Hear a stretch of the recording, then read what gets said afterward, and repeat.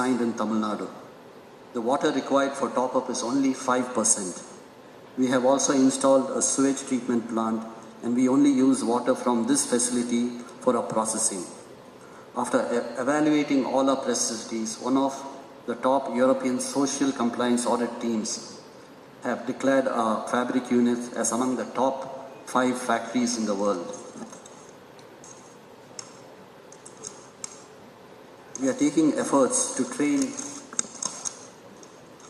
each one of our workforce throughout the year in total quality control, and we are aiming to get this prestigious Deming Award. These efforts not only show that Tamil Nadu is advancing, not only in the industrial development, but also in developing the required talent pool to produce unique world-class products. Ramco is also a pioneer in wind energy. Way back in 1990, we have developed wind farms in Muppandal, which has the highest wind potential in the country, and ours was the single largest wind farm at that time. Our textile division is dependent on the wind energy, and 70% of the power requirement is met through this green energy. When we talk about industrial development in Tamil Nadu, we have to think of the immense contributions made by our late Dr. Kalaignar Karunanidhi. Dr. Kalaignar was a pioneer in introducing IT parks in the year 2000 in Tamil Nadu. During this period, Tamil Nadu received the highest investments in the industrial structure in India. All these industrial development and growth has become a reality in Tamil Nadu because of the transformation initiated by Dr. Kalaignar. He was always having a cordial relationship with industrialists and carefully listening to businessmen and taking swift actions to solve their issues. It is heartening to see that our Chief Minister, Honorable M.K. Stalin, is continuing this great legacy and working hard for the industrial development and economic growth of our state. I thank our Chief Minister for giving me this opportunity, and I also thank the Minister of Industry, the Secretaries of the Industrial Department, the Finance Department, and the Guidance Bureau for their continued guidance and support in signing this MOU with us today and the Government of Tamil Nadu. Thank you very much. தென் மாவட்டங்களில் தொழில் முதலீடுகளுக்கான புரிந்துணர்வு ஒப்பந்தங்கள் பரிமாறிக்கொள்ளும் நேரம் தொழில்துறை கூடுதல் தலைமை செயலாளர் அவர்களை அன்புடன் அழைக்கின்றோம். தேனி, திருப்பூர், திண்டுக்கல் மற்றும் விருதுநகரில் LS மில் நிறுவனம் 368 கோடி ரூபாய் முதலீடு மற்றும் 568 நபர்களுக்கு வேலைவாய்ப்பு என்ற வகையில் நூற்பு மற்றும் நெசவாலைகளை அமைக்க உள்ளது. இந்நிறுவனத்தின் மேலாண்மை இயக்குனர் திரு மணிவண்ணன் மற்றும் இயக்குனர் திரு அஸ்வின் நந்தா அவர்களை அழைக்கின்றோம்.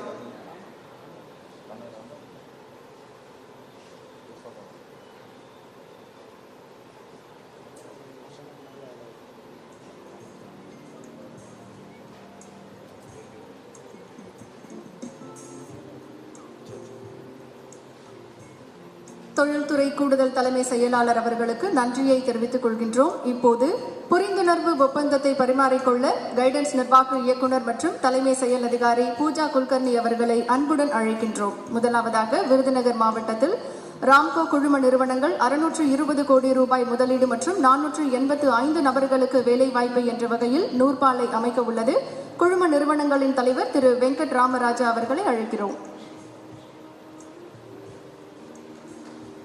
திருநெல்வேலி மாவட்டத்தில் ஃபிஷின் இந்தியா நிறுவனம் 300 கோடி ரூபாய் முதலீடு மற்றும் 2200 நபர்களுக்கு வேலை வாய்ப்பு என்ற வகையில் கடல் உணவு பதப்படுத்தும் திட்டம் அமைக்க உள்ளது.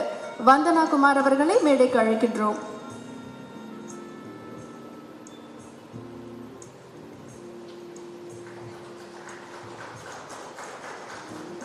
தூத்துக்குடி மாவட்டத்தில் சில்வர் லைன் ஃபெர்டிலைசர்ஸ் நிறுவனம் 160 கோடி ரூபாய் முதலீட்டில் 75 நபர்களுக்கு வேலை வாய்ப்பு என்ற வகையில் ஒருங்கிணைந்த உர வளாகம் அமைக்க உள்ளது.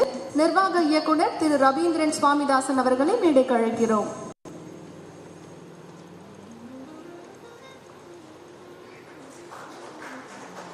விருதுநகர் மாவட்டத்தில் கார்டியா டெக்ஸ்டைல்ஸ் நிறுவனம் 120 கோடி ரூபாய் முதலீட்டில் 125 வேலை வாய்ப்புகளை உருவாக்கும் வகையில் நூற்பாலையை அமைக்க உள்ளது. நிர்வாக இயக்குனர் திரு சத்யமூர்த்தி அவர்களை மேடைக்கு அழைக்கிறோம்.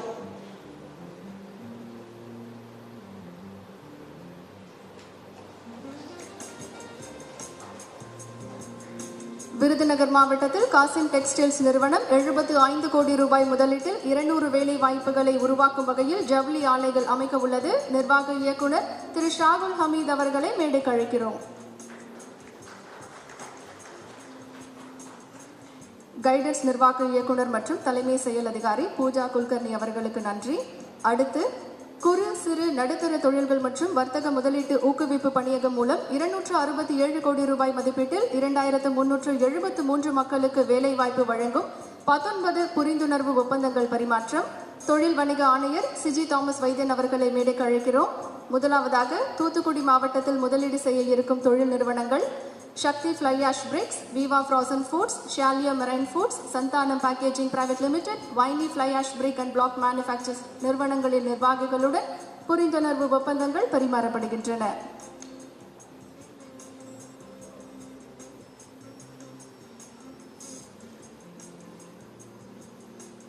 அடுத்து திருநெல்வேலி மாவட்டத்தில் முதலீடு செய்ய இருக்கும் தொழில் நிறுவனங்கள் Vinayaka glass industries, Jayam marine private limited, Adithi infrastructures developers நிறுவனங்களின் நிர்வாகிகளுடன் புரிந்துணர்வு ஒப்பந்தங்கள் பரிமாறப்படுகின்றன.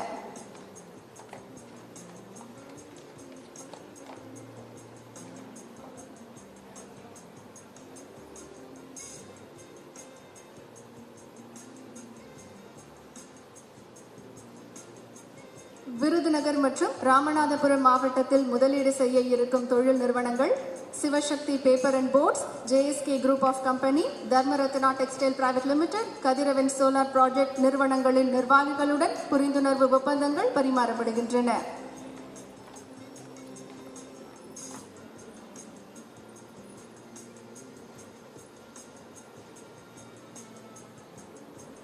மதுரை மாவட்டத்தில் முதலீடு செய்ய இருக்கும் தொழில் நிறுவனங்கள் எர்கோலைன் இந்தியா பிரைவேட் லிமிடெட், லலிதா தேவி மாடர்ன் ரைஸ் மில், சத்யம் பயோடெக் நிறுவனங்களின் நிர்வாகிகளுடன் புரிந்துணர்வு ஒப்பந்தங்கள் பரிமாறப்படுகின்றன.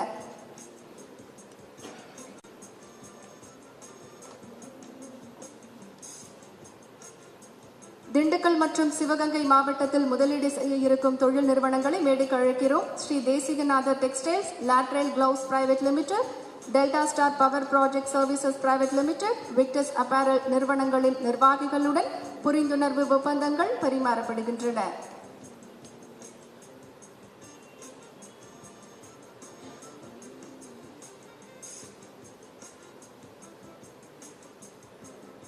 தொழில் வணிக ஆணையர் சிஜி தாமஸ் வைத்தியன் அவர்களுக்கு நன்றி. அடுத்ததாக தமிழ்நாட்டில் தொழில் முதலீடுகளுக்கு உகந்த நிலங்களை தேர்வு செய்ய நிலத்தின் உரிமையாளர்கள் மற்றும் முதலீட்டாளர்களுக்கு இணைப்பு பாலமாக தமிழ்நாடு லேண்ட் இன்ஃபர்மேஷன் போர்ட்டல் செயல்பட உள்ளது. கைடன்ஸ் நிர்வாக இயக்குனர் மற்றும் தலைமை செயல் அதிகாரி பூஜா குல்கர்னி அவர்களை அழைக்கிறோம். மாண்புமிகு தமிழ்நாடு முதலமைச்சர் அவர்களை தமிழ்நாடு நில தகவல் இணைய முகப்பை தொடங்கி வைக்குமாறு பணிவன்புடன் கேட்டுக்கொள்கின்றோம்.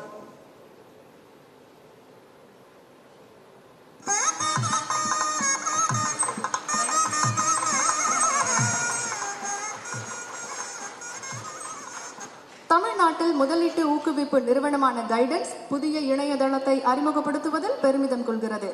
Guidance, the nodal agency for investment promotion, is proud to launch new website. மாண்புமிகு தமிழ்நாடு முதலமைச்சர் அவர்களை புதிய இணையதளத்தை தொடங்கி வைக்குமாறு பணிவன்புடன் கேட்டுக்கொள்கின்றோம்.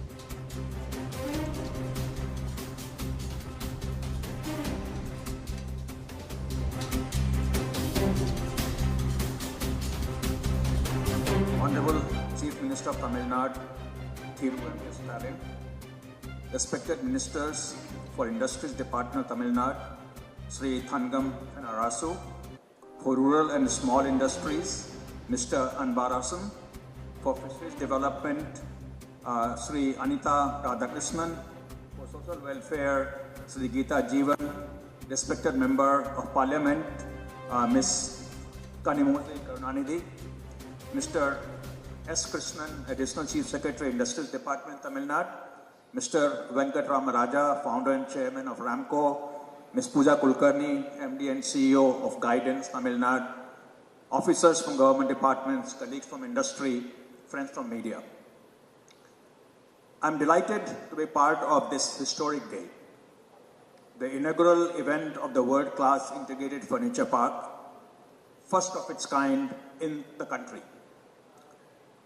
Furniture trade globally is more than $250 billion, in which India has a minuscule export share of only $1 billion.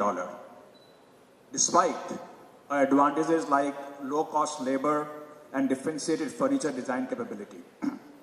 And this is because India does not have scale, does not have volume, and has some cost disabilities. Tuticorin Furniture Park is poised to leverage the advantages and blunt the disabilities to become a leading furniture park globally. And how will that happen? The Additional Secretary may have talked about it a little bit, but I'm sorry I didn't understand, so I may be repeating some of what he has said.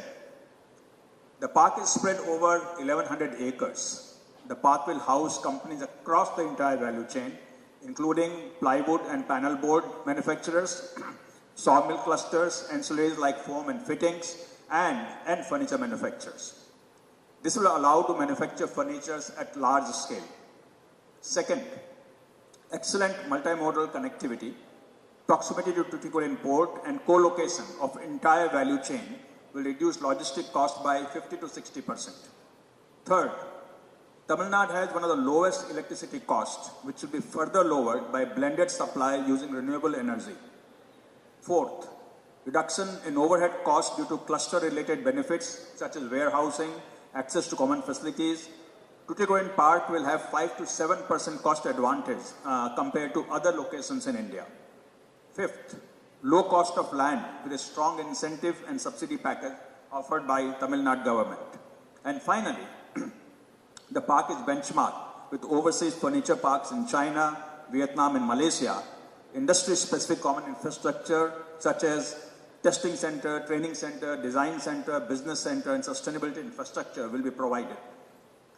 Given these advantages, it's not a surprise that the project has well received by global and Indian companies with a strong interest in setting up units within the park and already attracted close to 3,000 crores worth of commitment for investment. And I'm very happy to see that the Consul General of Singapore and Germany are here today to participate in this event and encourage companies from their countries to be investing here. Tuticorin Furniture Park will have huge socio-economic impact in terms of revenue, in terms of employment, in terms of investment. As chairman of the scale committee of the central government, I have very closely associated with the industries department of the state that has planned the Tuticorin Furniture Park. And I must say that I'm amazed at the astonishing speed at which this project has worked. And I must thank industries department, SIPCOD, Guidance for the kind of agility that they have shown in this park. I have worked on many state projects and I have never seen the kind of speed that I have seen here. And my request is the momentum that we have built up in coming up to this point, that momentum must be kept so that we see very quickly the first furniture being shipped out of this park. And Chief Minister, sir, if we could see the furniture going out of here maybe in about 1 year's time, that will be probably some kind of record in India to have that kind of pace. I would especially like to thank the Additional Chief Secretary, Industries Department, Mr. V. Krishnan, and former Industry Secretary, Mr. Muruganandanam, the current and former MD and CEO of TN Guidance, Ms. Pooja Kulkarni and Mr. Neeraj Mittal. They have played a key role under the leadership of Industries Minister, Mr. Thangam Thenarasu. I would be amiss if I did not acknowledge the contribution of Mr. Rudra Chatterjee, head of Fiki Furniture Group, who has worked very closely with the state to plan out the park. My colleagues from the furniture industry would agree that the resolve displayed by the state for this project is indeed commendable. I would urge the industry to take full advantage of the Tuticorin Park, the opportunity that we have, and accelerate the growth of furniture manufacturing in India and work towards making India a global furniture hub in next 8 to 10 years. Tamil Nadu is already a hub for major manufacturers in India, particularly in the automotive, electronics and textile industries. Now, Tuticorin Furniture Park will enable the state to become the leading manufacturer and exporter of furniture as well in years to come. With gratitude to Honorable Chief Minister Thiru M. K. Stalin, I wish all the success to the park for creating a new benchmark for Make in India. Thank you very much for making this happen, sir.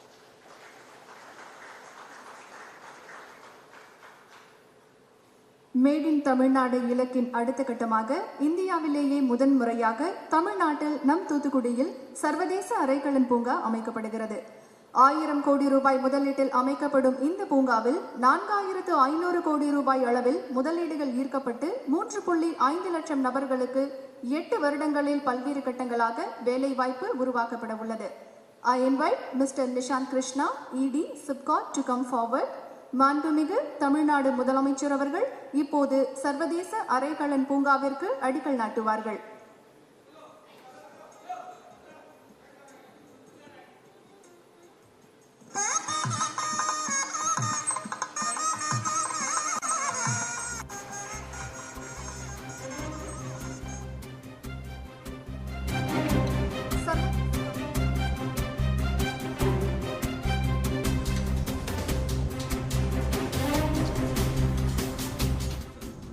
துணைக்கண்டத்தின் தெற்கிலே வங்கக்கடலையும் இந்திய பெருங்கடலையும் தன் எல்லைகளாக கொண்ட தமிழ்நாடு எனும் நிலப்பரப்பில் வாழ்ந்து வருகிறது உலகின் மூதகுடியான தமிழினம். தமிழ்நாட்டின் பண்டைய துறைமுகங்களில் வரலாற்று சிறப்பு பெற்றவை தூத்துக்குடியின் கொற்கையும் காயலும். சங்ககால இலக்கியம் போற்றிய கொற்கை துறைமுகம் கடல் வழி வாணிபத்தில் 2000 ஆண்டுகளுக்கும் மேலாக சாலச் சிறப்புற்றிருந்தது. 1979 ஆண்டு நிறுவப்பட்டு 2011 ஆண்டில் வாவு சிதம்பரனார் துறைமுகம் என பெயர் சூட்டப்பட்ட தூத்துக்குடி துறைமுகம் தமிழ்நாட்டின் தொழில் வளர்ச்சிக்கு பெரும் பங்காற்றி வருகின்றது. தமிழ்நாட்டில் சென்னைக்கு அடுத்தபடியாக கப்பல், விமானம், ரயில், சாலை என 4 வகை போக்குவரத்தும் ஒருங்கே அமைந்து தொழில் முதலீட்டிலும் வளர்ச்சியிலும் அடுத்த நகரமாக உருவெடுத்து வருகின்றது தூத்துக்குடி.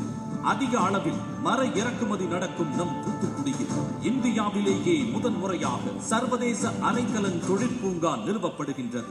இன்றளவு சீனா, வியட்நாம், மியான்மர், மலேசியா போன்ற நாடுகளில் இருந்து அரைக்கலன் இறக்குமதி செய்யும் நிலைதான் இந்தியாவில் நிலவுகின்றது. உயர்தர தொழில்நுட்பம், வழிகாட்டுதல் மற்றும் பல வசதிகளுடன் அமைய போகும் இந்த சர்வதேச தொழிற்பூங்கா அந்த நிலையை மாற்றி ஓர் புதிய வரலாற்றை படைக்கும் வல்லமை கொண்டது. வாவூசி துறைமுகத்திற்கு 13 கிலோமீட்டர் தூரத்தில் சிப்காட் தொழிற்பூங்காவில் 1100 ஏக்கரில் அமைந்திருக்கும் இந்த அரைக்கலன் தொழிற்பூங்கா நீர், மின்சாரம், பூங்காக்கள், மேம்பட்ட கழிவு மேலாண்மை போன்ற அனைத்து அத்தியாவசிய வசதிகளும் உள்ளேயே அமைய பெற்று முற்றிலும் தற்சார்பு வளர்ச்சி அம்சங்களுடன் கூடிய தலை சிறந்த ஓர் உற்பத்தி மையமாக விளங்கும். இங்கு அனைத்து உற்பத்தியாளர்களும் பயனடையக்கூடிய உலகத்தரம் வாய்ந்த நவீன design centre, training centre, testing centre, ready bill factories மற்றும் குடியிருப்பு வளாகங்கள் போன்ற வசதிகள் அமையவிருப்பது இதன் முக்கிய சிறப்பு. இந்த அரைக்கலன் பூங்காவினுள் பல்வேறு பன்னாட்டு நிறுவனங்களின் வெளிநாட்டு நேரடி முதலீடுகள் சுமார் 4500 கோடி தமிழ்நாடு வாயிலாக இந்தியாவினுள் வருவதோடு அடுத்த 8 ஆண்டுகளுக்குள் படிப்படியாக சுமார் 3.5 லட்சம் பேருக்கு வேலை வாய்ப்பு இதன் மூலம் அமைந்திடும். இந்திய நாட்டிலேயே அதிக தொழிற்சாலைகளை கொண்ட மாநிலமாக செருக்குடன் திகழக்கூடிய நம் தமிழ்நாட்டில் இந்த சர்வதேச அரைக்கலன் பூங்கா ஓர் முக்கிய மைல்கல்.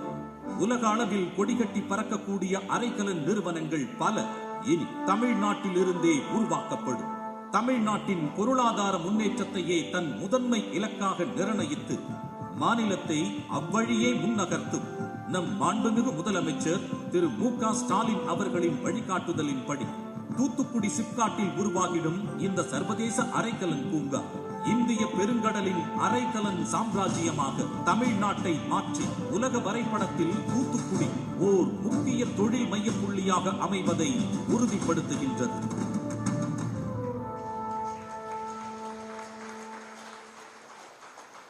சர்வதேச அரைக்கலன் பூங்காவில் முதலீடு செய்யும் முதலீட்டாளர்கள் புரிந்துணர்வு ஒப்பந்த பரிமாற்றம் இப்போது நடைபெறுகிறது. புரிந்துணர்வு ஒப்பந்தத்தை பரிமாறிக்கொள்ள கைடன்ஸ் நிர்வாக இயக்குநர் மற்றும் தலைமை செயல் அதிகாரி பூஜா குல்கர்னி அவர்களை அன்புடன் அழைக்கின்றோம். முதலாவதாக, Hetish India, a German major, proposes to invest ₹750 crores, creating 700 jobs.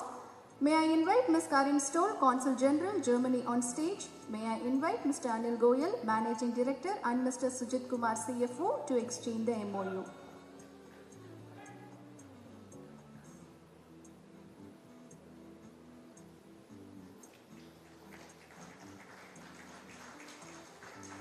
New Century Sofa India, a Singapore-based company, proposes to invest ₹600 crores, creating 4,000 jobs. May I invite Mr. Pong Kok Tian, Consul General, Singapore, on stage. May I invite Ms. Ing Ziong, Project Manager, to exchange the MOU.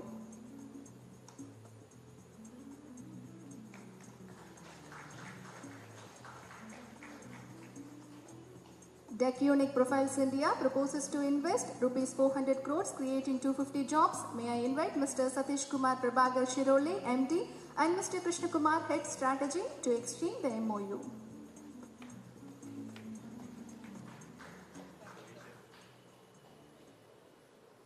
Vikas Exports proposes to invest ₹320 crores, creating 3,000 jobs. May I invite Mr. Vikas Agarwal, Director, to exchange the MOU.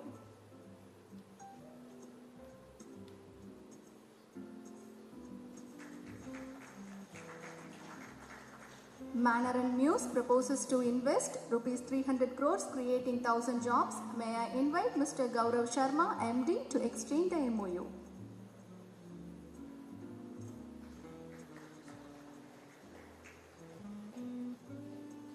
Dilip Industries proposes to invest ₹300 crores, creating 500 jobs. May I invite Mr. Dilip Bey, Director, to exchange the MOU.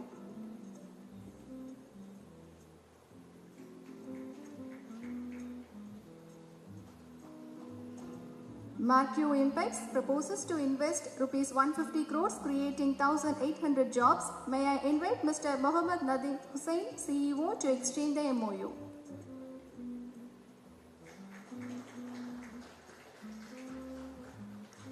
Borotic Industries proposes to invest ₹25 crores, creating 200 jobs. May I invite Dr. Sudhakar, Chairman, to exchange the MOU.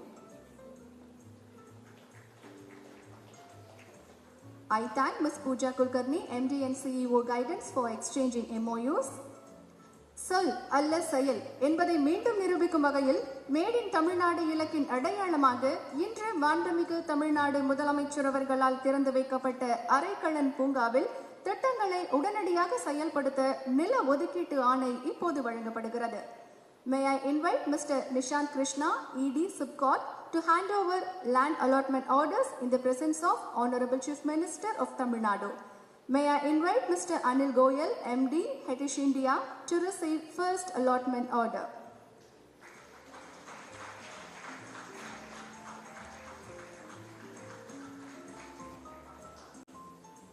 I invite Mr. Satish Kumar Prabhagar Shirole, MD, Deck Unit, to receive second allotment order.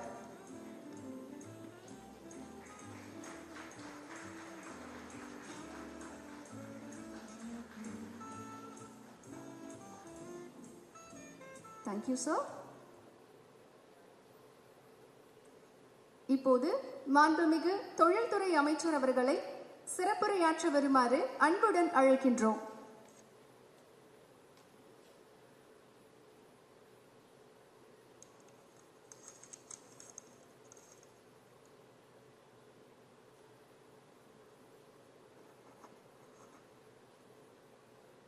முதலீட்டாளர்களுடைய முதல் முகவரியாக தமிழ்நாட்டை இன்றைக்கு மாற்றி காட்டி இருக்கக்கூடிய பொறுப்பேற்றுக் கொண்டிருக்கக்கூடிய 9 மாத காலகட்டத்தில் தமிழ்நாட்டினுடைய தொழில் மறுமலர்ச்சி என்பதையும் தாண்டி ஒரு மாபெரும் தொழில் புரட்சிக்கு இன்றைக்கு வழிகாட்டியாக விளங்கி எண்ணற்ற தொழில் முதலீட்டாளர்கள் தமிழகத்தை நோக்கி இன்றைக்கு நம்பிக்கையோடு தொழில் முதலீடுகளை செய்வதற்கான ஒரு அருமையான வாய்ப்பை உருவாக்கி லட்சக்கணக்கான இளைஞர்களுக்கு அதன் வாயிலாக வேலை வாய்ப்பினையும் உறுதி செய்திருக்கக்கூடிய நம்முடைய மாண்புமிகு முதலமைச்சர் தன்னுடைய பல்வேறு அலுவல்கள் உள்ளாட்சி தேர்தல்கள் முடிவற்றிருக்கக்கூடிய இந்த நிலையில் தொடர்ந்து இருக்கக்கூடிய பல்வேறு அலுவலர்களுக்கு மத்தியிலும் இன்றைக்கு தூத்துக்குடிக்கு தானே நேரிலே வருகை தந்து உலக தரத்திலான ஒரு அரைகலன் பூங்காவினை தென் மாவட்டத்தினுடைய வளர்ச்சிக்காக இன்றைக்கு தூத்துக்குடியிலே வழங்கியிருக்கக்கூடிய ஒப்பாரும் இக்காரும் இல்லாத நம்முடைய மாண்புமிகு தமிழக முதலமைச்சர் அவர்களுக்கும் அதை போல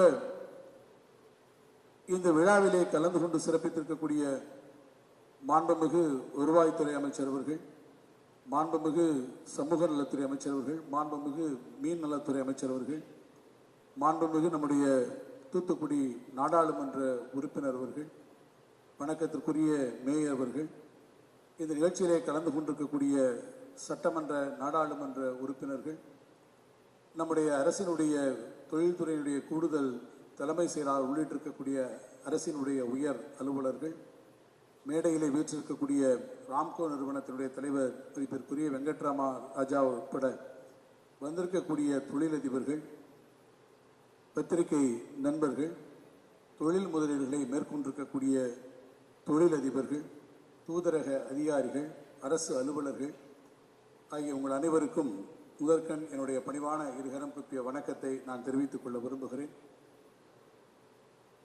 தமிழ்நாடு இந்த 9 மாத காலத்தில் ஒரு மிகப்பெரிய தொழில் மாற்றத்தை சந்தித்திருக்கிறது என்று சொன்னால் அது நம்முடைய மாண்புமிகு முதலமைச்சர் மீது தொழில் முதலீட்டாளர்களும் தொழில் அதிபர்களும் கொண்டிருக்கக்கூடிய மகத்தான நம்பிக்கை என்று சொல்ல வேண்டும்.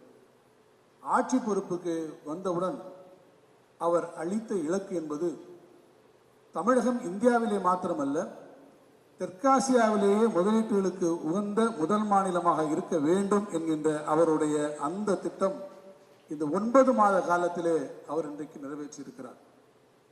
தொடர்ந்து தமிழ்நாடு தொழில் முதலீட்டாளர்களின் முதல் முகவரி என்ற தலைப்பிலே இதுவரை 3 தொழில் முதலீட்டாளர்கள் மாநாடு, சென்னையிலே 2 மாநாடுகள், கோவையிலே கடந்த ஒரு மாநாடு, இந்த 3 மாநாடுகளுக்கு பிறகு இன்றைக்கு தூத்துக்குடியிலே இந்த அரைகலன் துவக்க விழாவில் இன்றைக்கும் பல்வேறு நிறுவனங்கள் இன்றைக்கு தொழில் முதலீடுகளை செய்திருக்கிறார்கள். முதல் தொழில் முதலீட்டாளர்களின் மாநாட்டை கூட்டுகிற போது அந்த மாநாட்டிலே ஏறத்தாழ 17,000 கோடி ரூபாய் முதலீடுகளை நாம் பெற்றோம். கோவிடனுடைய தொற்று பெரிய அளவிலே இருந்த நேரத்திலே 55,000 பேருக்கு அதிலே வேலை வாய்ப்புகள். 2வது மாநாட்டினை ஏற்றுமதியாளர்களுக்காக இன்று சென்னையிலே நடத்துகிற போது 1,880 கோடி ரூபாய் முதலீடுகளை ஈற்றோம். அதேபோல 3வது மாநாடு கோவையில் நடக்கிற போது அது 34,723 கோடி ரூபாயாக ஏறத்தாழ 74,000 பேருக்கு வேலைவாய்ப்புகளை உருவாக்கக்கூடிய திட்டங்கள். இன்றைக்கு நம்முடைய தூத்துக்குடியிலே தென் மாவட்டங்களுடைய கேந்திரமாக இருக்கக்கூடிய தூத்துக்குடியில் மாண்புமிகு முதலமைச்சர் அவர்களே நேரிலே வருகை தந்து இந்த அரைகலன் பூங்காவனை துவக்கி வைத்து பல்வேறு தொழில் முதலீட்டுகளுக்கான புரிந்துணர்வு ஒப்பந்தங்களை அவருடைய முன்னிலையிலே இன்றைக்கு கையெழுத்திட்டிருக்கிறோம் என்று சொன்னால், இவ்வளவு முதலீடுகள் இந்த குறுகிய காலகட்டத்திலே வருகிறது என்று சொன்னால் ஒரே ஒரு காரணம், அந்த ஒரு காரணம் நம்முடைய மாண்புமிகு முதலமைச்சர் தளபதி மு.க. ஸ்டாலின் என்கின்ற ஒரே மந்திர சொல், அவர் மீது வைத்திருக்கக்கூடிய நம்பிக்கை இன்றைக்கு இவ்வளவு பெரிய முதலீடுகளை நமக்கு உருவாக்கி தந்திருக்கிறது. தலைவர் கலைஞர் அவர்கள் ஒரு முறை சொன்னார்கள், ஊட்டியிலே மலர் கண்காட்சியை துவக்கி வைக்கிற போது, நான் ஊட்டியிலே மலர் கண்காட்சியை உதகையிலே ஒரு குளிர் பிரதேசத்திலே நான் துவக்கி வைத்தாலும் என் மனமெல்லாம் வறண்டு கிடக்கக்கூடிய ராமநாதபுரம் மண்ணிலே இருக்கிறது என்று அவர்கள் சொன்னார்கள். அந்த ராமநாதபுரம் மண்ணுக்கு அதே போல நம்முடைய மாண்புமிகு முதலமைச்சர் அவர்கள் உள்ளாட்சித்துறையினுடைய துணை முதலமைச்சராக இருக்கிற போதுதான் தலைவருடைய எண்ணங்களை நிறைவேற்றி தர வேண்டும் என்று தவித்த வாய்க்கு தனியாக காவிரி நீரை ராமநாதபுரம் கூட்டு குடிநீர் திட்டமாக இன்றைக்கு ராமநாதபுரத்திற்கு கொண்டு வந்து இன்றைக்கும் அவர்களுக்கு தண்ணீர் கொடுத்தார். அதே தலைவர் கலைஞர் முதலமைச்சராக இருக்கிற போதுதான் தென் மாவட்டங்களுடைய பிரச்சனைகளை தீர்க்க வேண்டும் என்று சொன்னால் தென் மாவட்டங்களிலே தொழிலிலே மிக முக்கியமாக இட வேண்டும் என்று மதுரை தூத்துக்குடி தொழில் வழித்தடத்தை அவர்கள் உருவாக்கி தந்தார்கள்.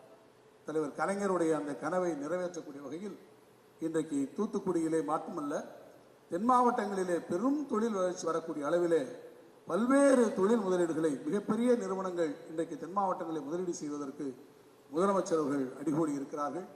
நம்முடைய மாண்புமிகு நாடாளுமன்ற உறுப்பினர், தூத்துக்குடி நாடாளுமன்ற உறுப்பினர் அவர்கள் தொடர்ந்து வலியுறுத்தி அவருடைய கோரிக்கை ஏற்று தூத்துக்குடியிலே இந்த ஆண்டு அவர்கள் டைடல் பார்க் ஒன்றையும் அவருடைய கோரிக்கை ஏற்று இன்றைக்கு தூத்துக்குடிக்கு தனியாக வைத்திருக்கிறார் என்று சொன்னால், தென் மாவட்ட வளர்ச்சியில், தூத்துக்குடியினுடைய வளர்ச்சியில், தமிழகத்தினுடைய ஒட்டுமொத்த தொழில் வளர்ச்சியில் நம்முடைய மாண்புமிகு முதலமைச்சர் கொண்டிருக்கக்கூடிய அக்கறையை நாம் உணர்ந்திட முடியும்.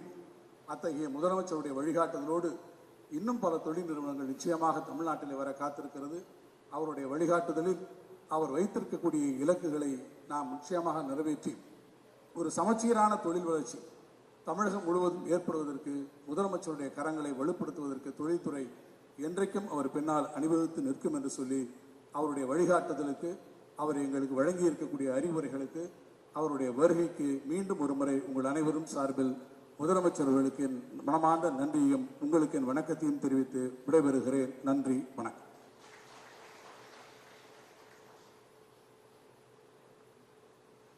பரவலான வளர்ச்சியை பார்ப்போற்றும் வளர்ச்சி என்ற அடிப்படையில் உலக அளவில் தொழில் புரிவதற்கு உகந்த மாநிலமாக தமிழ்நாட்டை உருவாக்கி வரும் மாண்புமிகு தமிழ்நாடு முதலமைச்சர் அவர்களை விழா பேருரையாற்ற வருமாறு அன்புடன் அழைக்கின்றோம்.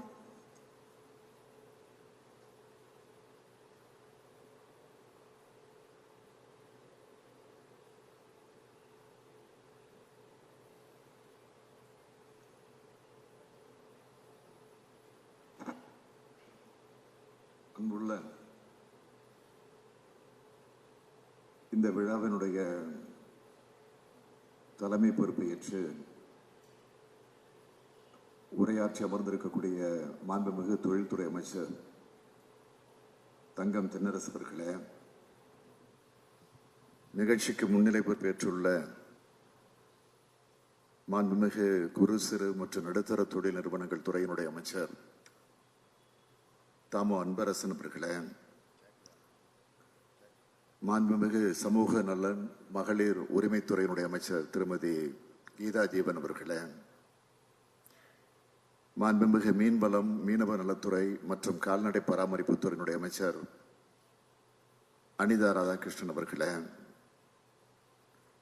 நிகழ்ச்சிகளை கலந்து கொண்டிருக்கக்கூடிய மாண்புமிகு வருவாய்த்துறை அமைச்சர் KKSR ராமச்சந்திரன் அவர்களே, தூத்துக்குடி நாடாளுமன்ற உறுப்பினர் என்னுடைய அருமை தங்கை திருமதி கனிமொழி அவர்களே, சட்டமன்ற உறுப்பினர்கள் சண்முக அவர்களே, மார்க்கண்டேயன் அவர்களே, ஊர்வசி அமிர்தராஜ் அவர்களே, தூத்துக்குடி மாநகராட்சியினுடைய வணக்கத்திற்குரிய மேயர் ஜெகன் அவர்களே, துணை மேயர் ஜெனிதா அவர்களே, துவக்கத்தில் அனைவரையும் வரவேற்று மகிழ்ந்திருக்கக்கூடிய தொழில்துறை கூடுதல் தலைமைச் செயலாளர் திரு கிருஷ்ணன் IAS அவர்களே, தொழில் வழிகாட்டி நிறுவனத்தினுடைய மேலாண்மை இயக்குநர் திருமதி பூஜா குல்கர்னி அவர்களே,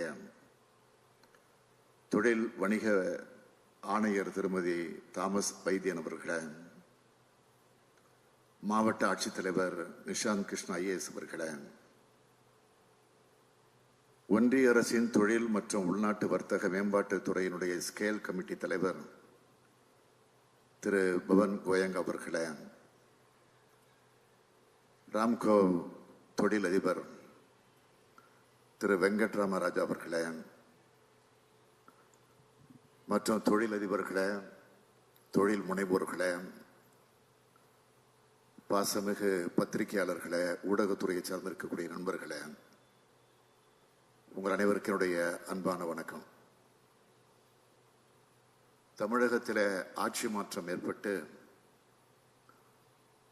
10 மாதங்கள் முடிந்திருக்கிறது. 11வது மாதம் தொடங்கக்கூடிய இந்த நாளில் தூத்துக்குடியில் இத்தகைய விழாவை ஏற்பாடு செய்து அந்த விழாவில் நானும் பங்கெடுக்கக்கூடிய வாய்ப்பை எனக்கு ஏற்படுத்தி தந்திருக்கக்கூடிய அனைவருக்கும் நான் நன்றி தெரிவித்துக் கொள்ள விரும்புகிறேன். பொறுப்பேற்ற நாள் முதல் இன்னும் சொல்ல வேண்டும் என்று சொன்னால், தேர்தல் முடிவுகள் வெளிவந்து கொண்டிருக்கும் போதே அரசு பணியை நாங்கள் தொடங்கி இருக்கிறோம். நாள்தோறும் தமிழ்நாட்டினுடைய வளர்ச்சிக்காகவும் தமிழ்நாட்டினுடைய முன்னேற்றத்திற்காகவும் எப்படியெல்லாம் செயல்பட்டுக் கொண்டிருக்கிறோம் என்பது உங்கள் அனைவருக்கும் நன்றாக தெரியும். நாள்தோறும் ஏதாவது ஒரு திட்டத்தை தொடங்கி வைக்கிறோம், ஏதாவது ஒரு முக்கியமான அறிவிப்பை வெளியிட்டுக் கொண்டிருக்கிறோம், தொடர்ந்து நலத்திட்ட உதவிகளையும் மக்களுக்கு வழங்கிக் கொண்டிருக்கிறோம். தமிழ்நாட்டு இளைஞர்களுக்கு வேலை வாய்ப்பை வழங்கக்கூடிய அடிப்படையில் ஏதாவது ஒரு தொழில் நிறுவனத்தை தொடங்கி வைத்துக் கொண்டிருக்கிறோம். மக்களிடம் செல், மக்களோடு வாழ் என்று எங்களை ஆளாக்கிய பேரறிஞர் அண்ணா அவர்கள் சொன்னதை தாரக மந்திரமாக நாங்கள் எங்கள் உள்ளத்தில் ஏற்றுக்கொண்டு அந்த பணியை தொடர்ந்து நிறைவேற்றிக் கொண்டிருக்கிறோம். அமைச்சரவையில் இருக்கக்கூடிய அமைச்சர் பெருமக்களையும் திராவிட முன்னேற்ற கழகத்தில் பொறுப்பேற்றுக் கொண்டிருக்கக்கூடிய நிர்வாகிகளையும், சட்டமன்ற உறுப்பினர்களையும், நாடாளுமன்ற உறுப்பினர்களையும், உள்ளாட்சி அமைப்பினுடைய பிரதிநிதிகளையும் அதேபோல் நடந்திட வேண்டும் என்று நாங்கள் தொடர்ந்து வலியுறுத்தி கொண்டிருக்கிறோம். இந்த நிகழ்ச்சிக்கு வருவதற்கு நேற்று முன்தினம் தமிழக அமைச்சரவை கூட்டத்தை நாங்கள் கூட்டினோம். விரைவில் நிதிநிலை அறிக்கையை சட்டமன்றத்தில் தாக்கல் செய்யவிருக்கிறோம். அது குறித்து ஆலோசனைகளை அமைச்சரவை கூட்டத்தில் நாங்கள் கலந்து பேசினோம். இப்படி ஒரு ஆலோசனை கூட்டத்திற்கு முன்பு தமிழகத்தில் இருக்கக்கூடிய வணிக பெருமக்கள், உழவர்கள் உள்ளிட்ட தொழிலதிபர்கள் உள்ளிட்ட பல்வேறு சமுதாயத்தில் அனைத்து தரப்பினரிடமும் நிதிநிலை எப்படி அமைய வேண்டும், எந்த நிலையில் இருந்திட வேண்டும் என்பதை பற்றியெல்லாம் விரிவாக அவர்களோடு கலந்து பேசி அதற்கு பிறகு அதை நிறைவேற்றுகிற முயற்சியில நாங்கள் ஈடுபடவிருக்கிறோம். இப்படி மக்கள் நல அரசாக, அனைவரையும் அரவணைத்து செல்லக்கூடிய அரசாக, என்னுடைய அரசு என்று நான் சொல்ல மாட்டேன், நம்முடைய அரசு, நமது அரசு என்றுதான் நான் தொடர்ந்து சொல்லிக் கொண்டிருக்கிறேன். நம்முடைய அரசு செயல்பட்டுக் கொண்டிருக்கிறது. அந்த பணிகளை எல்லாம் நிறைவு செய்துவிட்டுத்தான் நான் தூத்துக்குடிக்கு வந்திருக்கிறேன். சர்வதேச அறைகளன் பூங்கா இங்கு அமைக்கப்படவிருக்கிறது. இந்தியாவிலேயே முதலாக தொடங்கப்படக்கூடிய இத்தகைய பூங்கா இங்குதான் அமைய போகிறது என்ற பெருமை இந்த தூத்துக்குடிக்கு கிடைச்சிருக்கு. இந்தியாவினுடைய தென்னிலையில் இருக்கிற மாவட்டம் இந்த மாவட்டம். அந்த மாவட்டத்தினுடைய சர்வதேச அறைகளின் பூங்கா அமையவிருக்கு. முத்து குளிக்கக்கூடிய முத்து நகரில் மிகப்பெரிய நிறுவனம் அமையப்போகுது. நம்முடைய இந்தியா விடுதலை வேள்விக்கு தங்களது உடலையே விறகாக தந்த வீரபாண்டிய கட்டபொம்மன், வீரன் சுந்தரலிங்கமும், மகாகவி பாரதியாரும், கப்பலோட்டிய தமிழர் வ.உ.சியும் பிறந்த மண்ணில் இது அமையப்போகுது. சொந்த தேசத்தில், சொந்த பணத்தில் சுயசார்பு பொருளாதாரத்தை நாம் உருவாக்கி கொள்ள வேண்டும் என்று கனவு கண்டவர் தான் வ.உ. சிதம்பரனார் அவர்கள். அவரது பொருளாதார கனவு நிறைவேறக்கூடிய நாளாக இது அமைஞ்சிருக்கு. நீர்வளம் நிறைந்த வேளாண் நிலமாகவும், தமிழரின் ஆட்சி, நாகரிகம், பண்பாடு ஆகியவற்றை பிரதிபலிக்கக்கூடிய நிலமாகவும் இந்த தூத்துக்குடி விளங்கிக் கொண்டிருக்கிறது. முத்து குளிக்கும் தொழிலுக்கு பெயர் பெற்றதால் தான் தூத்துக்குடியை முத்து நகர் என்று நாம் சொல்றோம். இந்த முத்து நகரைத்தான் 2008ஆம் ஆண்டுல நம்முடைய முத்தமிழறிஞர் தலைவர் கலைஞர் அவர்கள் தமிழ்நாட்டினுடைய 10வது மாநகராட்சியாக அதிகாரபூர்வமாக அறிவித்தார்கள். கிராமங்கள் நகரங்கள் ஆகணும், நகரங்கள் மாநகராக ஆக வேண்டும் என்பதுதான் கழக அரசுடைய கொள்கை. அந்த அடிப்படையில் தான் தூத்துக்குடிய மாநகராட்சியை கலைஞர் அவர்கள் அறிவித்தார்கள். ஏராளமான திட்டங்களை, நிறுவனங்களை இந்த மாவட்டத்துக்கு செய்ய வேண்டும் என்பதற்காகத்தான் இதை மாநகராட்சியாக உருவாக்கி கொடுத்தார்கள். அந்த வரிசையில் இன்றைய நாள் இந்த சர்வதேச அறைகளின் பூங்கா அமைக்க இருக்கிறோம். தூத்துக்குடி மாவட்டத்தினை இதுக்கு தேர்ந்தெடுத்ததற்கு முக்கிய காரணம் ஒன்று உண்டு. தென் தமிழக மக்களுக்கு பெரிய அளவில் வேலைவாய்ப்புகளை உருவாக்கி இந்த மக்களுக்கு வாழ்வாதாரத்தை ஏற்படுத்தி பொருளாதாரத்தை மேம்படுத்தக்கூடிய நோக்கத்தில் தான் தூத்துக்குடியில இந்த சர்வதேச அறைகளின் பூங்கா அமைக்கப்படவிருக்கு. தமிழ்நாட்டினுடைய 2வது பெரிய துறைமுகமாக இருக்கிறதோடு அகில இந்திய அளவில் 3வது பெரிய கொள்ளளவு கொண்ட தூத்துக்குடி துறைமுகத்தில் ஏற்றுமதி இறக்குமதி வணிகம் சிறப்பாக நடைபெற்று வருது.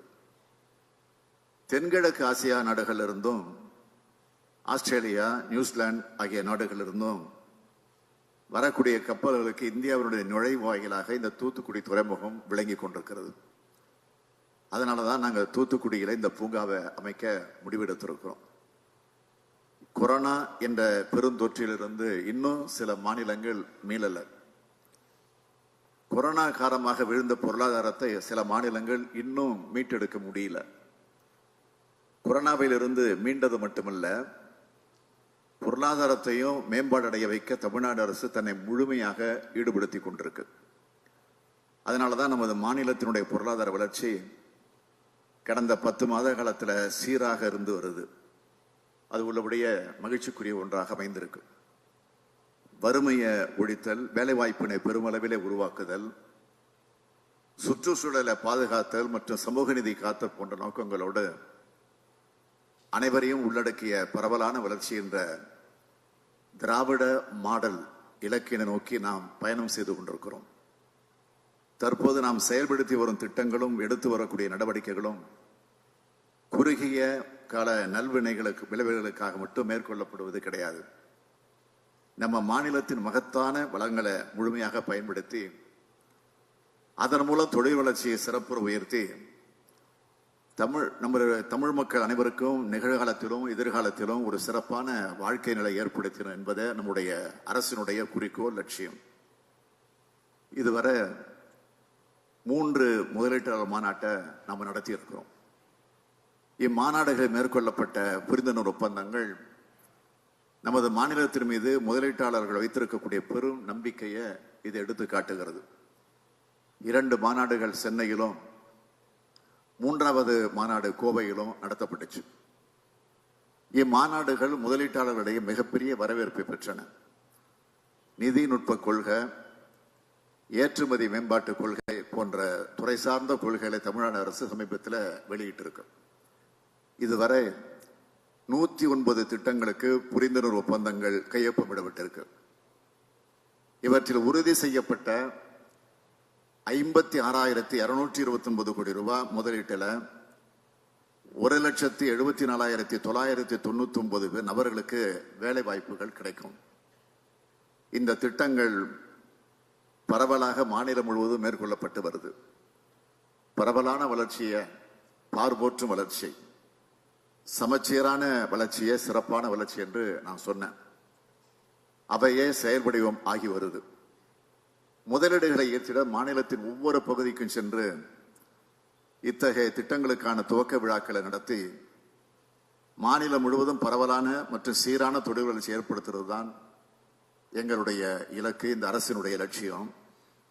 தென் மாவட்டங்களை தொழில் மயமாக்கிட இந்த அரசு மிக பெரும் திட்டங்களை மேற்கொண்டு வருது. தமிழ்நாட்டின் தென் மாவட்டங்களாக இருக்கக்கூடிய தூத்துக்குடி, திருநெல்வேலி, விருதுநகர், ராமநாதபுரம், தேனி மற்றும் சிவகங்கை ஆகிய மாவட்டங்களில் புதிய தொழிற்பூங்காக்கள் அமைக்க நடவடிக்கைகள் மேற்கொள்ளப்பட்டு வருகின்றன. தென் மாவட்டங்களில் தொழில் முனைவரை ஊக்குவிக்கக்கூடிய வகையில் தென் மாவட்ட தொழிற்பூங்காக்கள் அமைக்கப்படும். தொழிற்சாலைகளுக்கு சிறப்பு சலுகைகள் அளிக்கப்பட்டிருக்கு. ஊக்கத்தொகை அளிக்க நிர்ணயம் செய்திடும் முதலீட்டு வரம்பு குறைவாக நிர்ணயிக்கப்பட்டிருக்கு. தொழில் பூங்காக்கள் மற்றும் வளர்ச்சி மையங்கள்ல 50 விழுக்காடு மானியத்தோடு நிலம் ஒதுக்கீடு செய்யப்படுது. தென் மாவட்டங்களில் அமைந்துள்ள தொழில் பூங்காக்கள் மற்றும் வளர்ச்சி மையங்கள்ல 50 விழுக்காடு மானியத்தோடு நிலம் ஒதுக்கீடு செய்யப்படுது. முத்திரை கட்டணத்திலிருந்து 100 விழுக்காடு விலக்கு அளிக்கப்படுகிறது. மேலும் Amway, Bosch, ATC tyres, Britannia, ITC limit, சிண்டேல் போன்ற நிறுவனங்கள் ஏற்கனவே தென் மாவட்டங்களில் தங்களுடைய தொழில்களை நிறுவி தங்கள் வணிக உற்பத்தியும் தொடங்கி இருக்கு. இத்தோடு சேர்த்து தென் மாவட்டங்களுக்கென்று மேலும் பல சிறப்பு திட்டங்கள் மேற்கொள்ளப்பட்டு வருது. தூத்துக்குடி சிப்காட் தொழில் வளாகத்தில் இருக்கிற தொழிற்சாலைகள் மற்றும் அதன் சுற்றுப்புறங்கள் அமைந்திருக்கக்கூடிய தொழிற்சாலைகளின் நீர் தேவையை பூர்த்தி செய்யும் வகையில் நாளொன்றுக்கு 30 மில்லியன் லிட்டர் சுத்திகரிப்பு திறன் கொண்ட கடல் நீரை குடிநீராக்கக்கூடிய ஆலை அமைக்க சிப்காட் நிறுவனம் மூலம் நடவடிக்கை மேற்கொள்ளப்பட்டிருக்கிறது. தேனி மற்றும் தூத்துக்குடி ஆகிய மாவட்டங்களில் தலா 150 ஏக்கர் பரப்பளவில் உணவு பூங்காக்கள் நிறுவிட சிப்காட் நிறுவனம் திட்டமிட்டிருக்கு. இந்த திட்டத்திற்கான விரிவான திட்ட அறிக்கை தயாரிக்கக்கூடிய பணி நடைபெற்றுக் கொண்டிருக்கிறது. விருதுநகர் மாவட்டம் குமாரலிங்கபுரம், முத்துலிங்கபுரம் மற்றும் துலுக்கப்பட்டி கிராமங்களில் ஒன்றிய அரசினுடைய ஜவுளி அமைச்சகத்தின் மித்ரா மெகா ஒருங்கிணைந்த ஜவுளி பகுதிகள் மற்றும் ஆடை பூங்காக்கள் திட்டத்தின் கீழ் ஒரு மெகா ஜவுளி பூங்காவை சுமார் 1000 ஏக்கர் பரப்பளவில் சிப்காட் நிறுவனம் அமைக்க இருக்கு. இதற்கு விரிவான திட்ட அறிக்கை தயாரிக்கக்கூடிய பணி மேற்கொள்ளப்படவிருக்கிறது. ஒவ்வொரு துறையும் ஆய்வு செஞ்சு அத்துறைகளுக்கு தேவையான திட்டங்களை தீட்டி அவற்றை செயல்படுத்துவதற்கான ஆக்கப்பூர்வமான நடவடிக்கைகளை இந்த அரசு தொடர்ந்து மேற்கொண்டு வருகிறது. எதிர்கால மாற்றங்களை எதிர்கொள்ளக்கூடிய வகையில் புதிய மற்றும் நவீன உள்கட்டமைப்பு முதலீடுகளோடு தமிழ்நாட்டின் பொருளாதாரத்தை மேம்படுத்திட தேவையான நடவடிக்கைகளை நாங்கள் மேற்கொண்டு வருகிறோம். அத்தகைய திட்டங்களில் ஒன்றுதான் இன்று தொடங்கி வைக்கப்படக்கூடிய திட்டமாகும். 2021-22 நிதியாண்டிற்கான வரவு செலவு திட்ட உரையில தமிழ்நாட்டில் 4500 கோடி ரூபாய் முதலீட்டு இருக்கக்கூடிய விதமாக 3.5 லட்சம் பேருக்கு வேலை வாய்ப்பு வழங்கக்கூடிய வகையில அரை கலன்களுக்கான சர்வதேச பூங்கா அமைக்கப்படும்னு நாம் அறிவிச்சிருந்தோம். அதை நடைமுறைப்படுத்தும் விதமாக இந்த சர்வதேச அறைகளின் பூங்காவிற்கு இன்றைக்கு அடிக்கல் நாட்டி வைப்பதில் நான் மிகுந்த பெரும் மகிழ்ச்சி அடைகிறேன். நாங்கள் சொல்வதை செய்வோம், செய்வதைத்தான் சொல்வோம். இன்றைய கால சூழலுக்கு இது மிக மிக அவசியமான திட்டமாகும். உலக அளவில் அரைகலன் மரச்சாமான்கள் சந்தையானது 2020-25 ஆண்டிற்குள் 750-800 பில்லியன் அமெரிக்க டாலர் அளவுக்கு பறந்து விரிந்திருக்கும் என்று வல்லுநர்களால் கணக்கிடப்படுகிறது. இந்த தொழிலில் சீனா, வியட்நாம் போன்ற நாடுகள் முன்னணியில் இருக்கின்றன. ஆனால் இந்தியாவினுடைய பங்களிப்பு குறைவாக இருக்கு. இந்த குறையினை போக்குற விதத்தில் தமிழ்நாடு அரசு இந்த பூங்காவை அமைச்சிருக்கு. உலக தரத்திற்கு இணையா ஒரு சர்வதேச அறைகளின் பூங்காவை உருவாக்கிடவும் தமிழ்நாடு அரசு முன்வந்திருக்கு. இதற்காக தூத்துக்குடி துறைமுகத்தில் இருந்து 13 கிலோமீட்டர் தொலைவில் தேசிய நெடுஞ்சாலையை ஒட்டி அமைந்துள்ள 1156 ஏக்கர் நிலப்பரப்பு அடையாளம் காணப்பட்டிருக்கு. அறைகலன்கள் தயாரிப்பில் 70 முதல் 80 விழுக்காடு மூலப்பொருள் தேவையை இந்த பூங்காவிலேயே பூர்த்தி செய்த வகையில் முழுமையான சூழல் அமைப்பு இந்த சர்வதேச அறைகளின் பூங்காவில் உருவாக்கப்படவிருக்கு. சுருங்க சொன்னா உலக அளவில் அறைகலன் உற்பத்தியில தமிழ்நாட்டின் போட்டியிடும் திறன் வெகுவாக அதிகரிக்கும். அதற்கென 600க்கும் மேற்பட்ட முதலீட்டாளர்களை அணுகி விநியோக சங்கிலியில் பெரும் பங்கு வகிக்கக்கூடிய 25க்கும் மேற்பட்ட நிறுவனங்களோடு நூற்றுக்கணக்கான உரையாடல்கள் மேற்கொள்ளப்பட்டன. இதன் விளைவா பெல்ஜியம் நாட்டை சார்ந்த ஒரு மிகப்பெரிய நிறுவனம் 430 கோடி ரூபாய் முதலீட்டில் தங்களது கதவுகள் மற்றும் ஜன்னல்கள் உற்பத்தி ஆலைய இந்த பூங்காவில் நிறுவிட முன்வந்திருக்கு. அதே போல பல வர்த்தக நிறுவனங்கள் 300 முதல் 750 கோடி ரூபாய் முதலீட்டில் தங்களது திட்டங்களை துவக்கிடவும் ஆர்வத்தை தெரிவிச்சிருக்கிறது. இது உள்ளபடியே பெருமை அளிக்கக்கூடிய செய்தி. அவற்றுள் ஹெட்டிக் மற்றும் டெசனிக் ஆகிய 2 நிறுவனங்களுக்கு நிதி ஒதுக்கீடு ஆணை வழங்கப்பட்டிருக்கு. தமிழ்நாட்டின் வளர்ச்சிக்காகவும் தொழில் நிறுவனங்கள் இருக்கக்கூடிய அரசாகவும் நமது அரசு செயல்பட்டு வருது. தேர்தலுக்கு முன்பாக நாங்கள் சொன்னோம், தமிழகம் மீட்போம் என்று நான் என்னுடைய பிரச்சாரத்திலே தொடர்ந்து சொன்னேன். இப்பொழுது அந்த பணியில்தான் என்னை முழு மூச்சாக ஈடுபடுத்திக் கொண்டிருக்கிறேன். அனைத்து துறைகளிலும் தமிழ்நாடு நம்பர் 1 என்ற நிலையை நிச்சயமாக விரைவில் அடையப் போகிறது என்று என்னுடைய வாழ்த்துக்களையும் பாராட்டுக்களையும் நன்றியும் தெரிவிக்கிற அதே நேரத்தில் இன்னொன்றை நான் குறிப்பிட விரும்புகிறேன். நிச்சயமாக இந்த நிகழ்ச்சி மிகப்பெரிய வெற்றியை பெறப்போகிறது விரைவில். அதற்கு ஒரு அடையாளம் சொல்ல வேண்டும் என்று சொன்னால், எப்பொழுதுமே எந்த நிகழ்ச்சியாக இருந்தாலும் அந்த நிகழ்ச்சிக்கு ஒரு மினிட் ப்ரோக்ராம் போடுவாங்க. ப்ரோக்ராம் ஷெடியூல்னு போட்டு என்னிடத்தோட ஒரு காப்பியை கொடுத்துருக்குறாங்க. இந்த நிகழ்ச்சி 10 மணிக்கு தொடங்கப்படும் என்று அறிவிக்கப்பட்டது. ஆனால் 9:45 தொடங்கிட்டோம் இந்த நிகழ்ச்சியை. நம்ம ஆக முன்கூட்டியே நிகழ்ச்சியை அறிவித்ததற்கு முன்னாடியே நடத்த தொடங்கிட்டோம். நான் பேசுற நேரத்தை கூட நான் கவனிச்சு பார்த்தேன். 10:44 ஆரம்பிச்சு 10:56 முடிக்கணும்னு. ஆனால் நான் பேச தொடங்கியது 10:30 பேச ஆரம்பிச்சிட்டேன். ஆக எல்லாத்துலேயும் முன்கூட்டியே போயிட்டு இருக்கிறோம். ஆகவே இந்த ஃபாஸ்ட்டு, இந்த முன்கூட்டியே இருக்கக்கூடிய இந்த நிலை, நாம் ஈடுபட்டு இருக்கக்கூடிய ஒப்பந்தம் செய்யப்பட்டிருக்கக்கூடிய இந்த நிலையில இருந்து வெற்றி பெறணும் என்று அன்போடு கேட்டு உங்கள் அனைவருக்கு மீண்டும் ஒரு முறை என்னுடைய நன்றியை தெரிவித்து விடைபெறுகிறேன். நன்றி.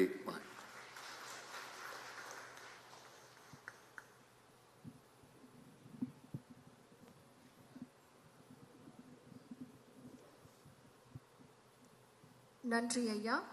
கைடன்ஸ் நிர்வாக இயக்குனர் மற்றும்